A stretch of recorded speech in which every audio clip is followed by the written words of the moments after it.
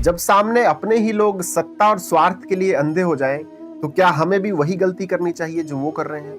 यही सवाल अर्जुन ने युद्ध भूमि में भगवान श्री कृष्ण से पूछा और यहीं से शुरू होता है गीता का असली ज्ञान। जय श्री कृष्ण।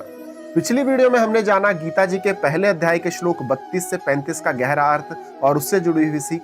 तो अब समय है आगे बढ़ने का और जानते हैं गीता जी के पहले अध्याय के श्लोक 37 और 38 के बारे में, जो हमें सिखाएगा कि लालच वो आग है जिसमें प्रेम और रिश्ते सब जलकर राख हो जाते हैं। तो इसलिए वीडियो को अंत तक जरूर देखिएगा। तो चलिए शुरू करते हैं श्लोक 37 और 38।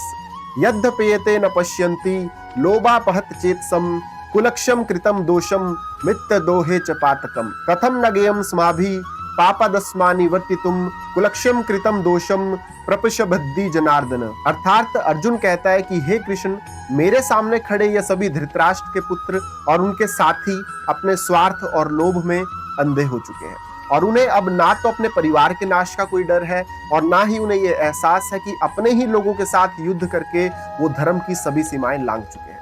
लेकिन प्रभु, हम तो समझदार हैं, हमें तो ये देखना चाहिए कि ऐसे विनाश से केवल पाप और पछतावा ही मिलेगा।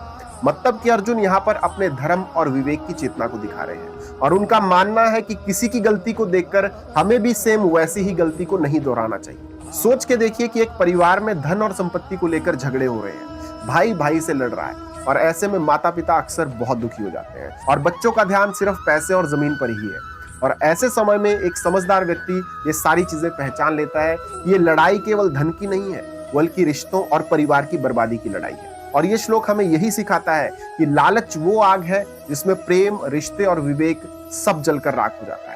जैसे कि आज के समय में लोग अक्सर अपने करियर, पोजीशन या पैसे के लिए अपने नैतिक मूल्यों से भी समझौता कर लेते हैं, जो कि बहुत ही गलत बात है। तो दोस्तों, इस श्लोक से यही सीख मिलती है कि अगर दुनिया अपनी बुद्धि खो दे तो उसे देखकर आप अपनी बुद्धि मत खोना, क्योंकि धर्म हमेशा वही करता है जो लोभ से नहीं बल्कि अपने विवेक से डिसीजन लेता है।